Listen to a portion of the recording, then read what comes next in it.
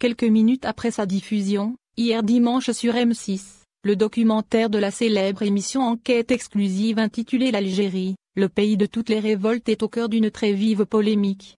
Le documentaire a suscité une large réaction des internautes algériens, et une réaction des acteurs figurants. Ces derniers dénoncent d'ores et déjà une terrible manipulation.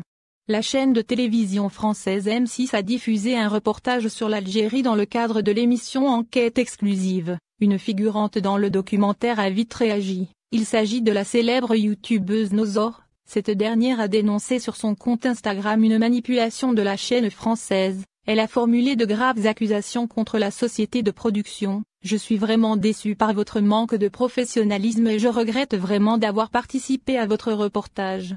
Lorsque vous m'avez contacté, il a été question qu'on parle de l'émancipation de la femme algérienne. J'étais loin de m'imaginer que j'allais être utilisée moi et mon mari pour donner une mauvaise image des femmes et des hommes algériens et de notre pays l'Algérie, a-t-elle écrit sur sa page Instagram suivie par près de 2 millions de personnes.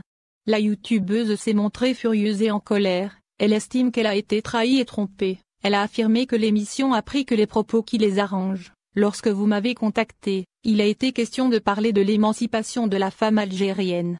J'étais loin de m'imaginer que j'allais être utilisée, moi et mon mari, pour donner une mauvaise image des femmes et des hommes algériens, et de notre pays, l'Algérie, poursuit-elle. En effet, le reportage a qualifié la youtubeuse de mineure à vie qui doit demander l'autorisation de son mari pour tout ce qu'elle entreprend. À ce propos, Nozor a répondu: « Je ne suis pas une mineure et encore moins une mineure à vie. C'est vous qui voulez voir les Algériennes comme des mineurs à vie. Le fait que nous faisions des études supérieures, que nous travaillions dans des postes à haute responsabilité, que nous soyons indépendantes vous dérange au plus haut point. Je ne comprends vraiment pas d'où vous est venue l'idée que je dois demander l'autorisation à mon mari pour mon travail. En dehors du mariage, mon mari est mon associé et collaborateur. Donc on travaille ensemble et dans le respect, a-t-elle ajouté.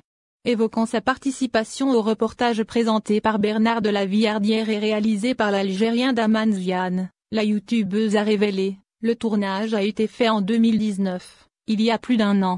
J'ai été approchée par des Algériens et une franco-algérienne. C'est pour cela j'ai fait confiance.